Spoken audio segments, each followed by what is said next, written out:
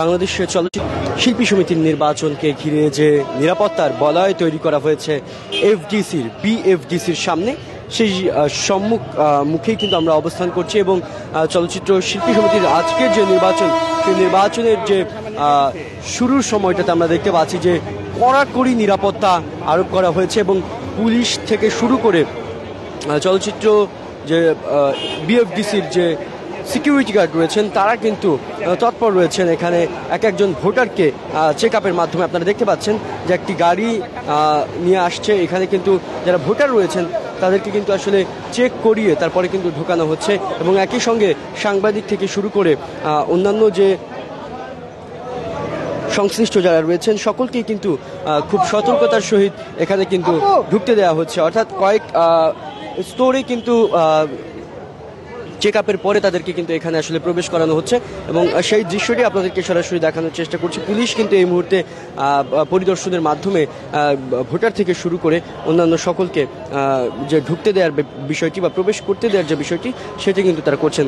কয়েক ধাপে কিন্তু অফিস আইডি কার্ড, এরপরে কিন্তু চলচ্চিত্র শিল্পী সমিতির দেয়া যে একটি প্রবেশ কার্ড সেটি প্রদর্শনের পর তাকে কিন্তু আসলে ঢুকতে দেওয়া হচ্ছে, সেটি কাজ কিন্তু করছে বাংলাদেশ পুলিশ।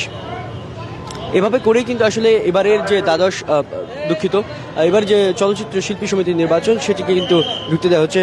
আমরা দেখতে পাচ্ছি যে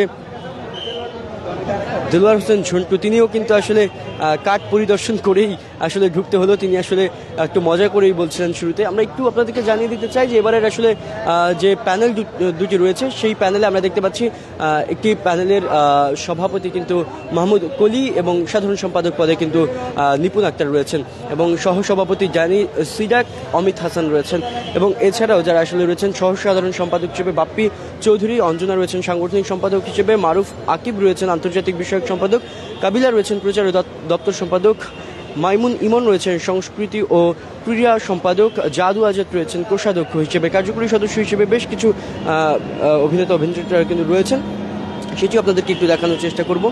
এখানে সুজাতা রয়েছেন, নাদের চৌধুরী রয়েছেন, পীরজাদা হারুন রয়েছেন, পলি রয়েছেন, জেসমিন রয়েছেন, তানভীর তনু রয়েছেন, এছাড়াও আরও কয়েকজন কিন্তু আমরা এখানে দেখতে পাচ্ছি এই প্যানেল থেকে। এবং আরও একটি যে ভিন্ন প্যানেল রয়েছে সেটি কিন্তু আসলে মিশা এবং ডিপজলের প্যানেল। সেখানে রয়েছে মিশা সদাগর সভাপতি পদে এবং সাধারণ সম্পাদক পদে কিন্তু রয়েছেন মনোয়ার হোসেন ডিপজল এবং মাসুম পারভেজ রুবেল রয়েছেন সহসভাপতি, ডিএফ তাইব রয়েছেন।